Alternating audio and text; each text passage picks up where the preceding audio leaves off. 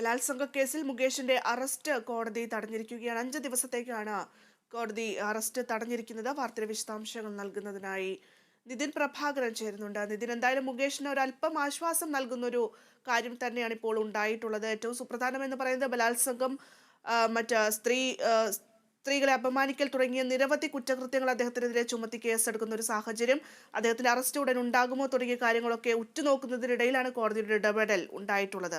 എന്തൊക്കെ കാര്യങ്ങൾ കോടതി ചൂണ്ടിക്കാണിക്കുന്നു? വിവരങ്ങൾ.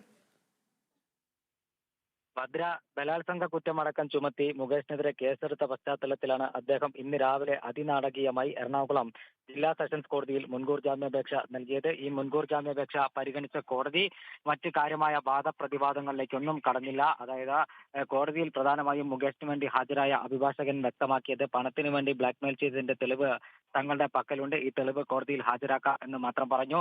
മറ്റു കാര്യമായ വാദപ്രതിവാദങ്ങൾ ഒന്നും തന്നെ കോടതിയിൽ നടന്നില്ല.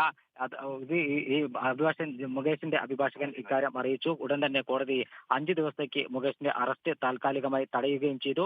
സെപ്റ്റംബർ 3 ഈ കേസ് വീണ്ടും പരിഗണിക്കും. മുൻകൂർ ജാമ്യാപേക്ഷ സെപ്റ്റംബർ 3 വീണ്ടും പരിഗണിക്കുകയാണ്. പക്ഷേ ഇന്ന് മുകേഷ് ജാമ്യാപേക്ഷ നൽകിയത് അതിനാടകീയമായിട്ടായിരുന്നു.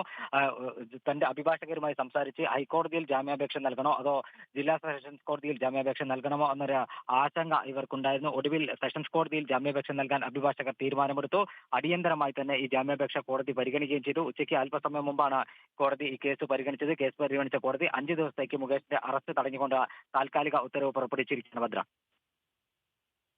ശരി നിതിൻ, എന്തായാലും മുകേഷിനെതിരെ വലിയ രീതിയിൽ വിമർശനങ്ങൾ, വിവാദങ്ങളൊക്കെ ഉയരുന്നുണ്ട്, പ്രതിഷേധങ്ങൾ ഉയരുന്നുണ്ട്. സമൂഹത്തിന്റെ നാനാഭാഗത്തു നിന്നും സ്ത്രീകളടക്കം പ്രതിഷേധവുമായി രംഗത്ത് വരുന്ന ഒരു സാഹചര്യം ഉണ്ടാകുമ്പോഴാണ് കോടതിയുടെ നിർണായകമായിട്ടുള്ള ഇടപെടൽ ഉണ്ടാകുന്നത്. എന്തായാലും 5 ദിവസത്തേക്ക് ഇനി അറസ്റ്റ് പാടില്ല എന്നൊരു നിലപാടിൽ കോടതി എത്തിയിരിക്കുകയാണ്.